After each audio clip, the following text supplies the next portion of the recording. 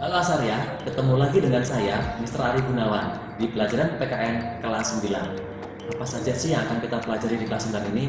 Kita lihat video berikut ini. Selamat datang di video pembelajaran Pendidikan Pancasila dan Kewarganegaraan kelas 9 bersama saya, Mr. Ari Gunawan dari SMP Danila Kreatif Semarang.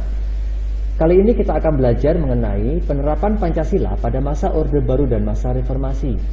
Seperti kita ketahui, Pancasila adalah sumber hukum dari hukum yang ada di Indonesia dan juga falsafah kaidah hidup yang harus diaplikasikan, kita amalkan dalam kehidupan bermasyarakat sehingga membentuk masyarakat Indonesia memiliki karakter dan sikap yang baik.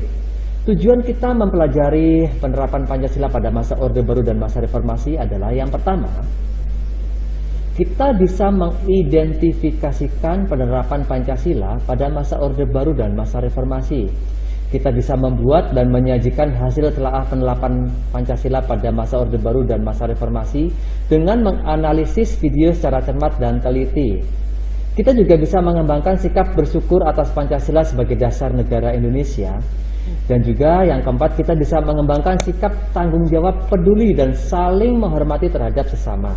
Nah, itulah yang menjadi tujuan kita mempelajari materi ini.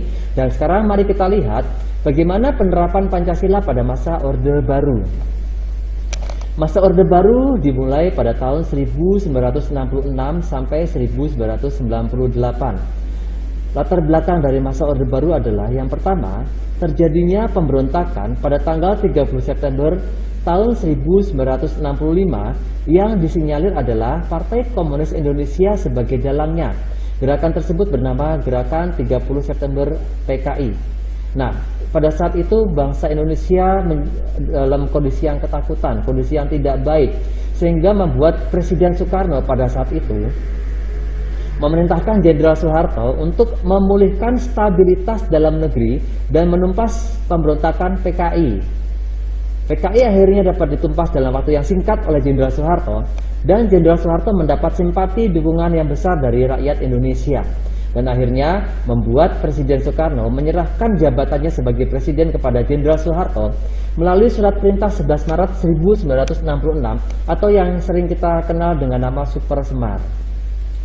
Nah, pada masa Orde Baru ini Presiden Soeharto memiliki visi atau tujuan, yaitu melaksanakan Pancasila dan Undang-Undang Dasar Negara Republik Indonesia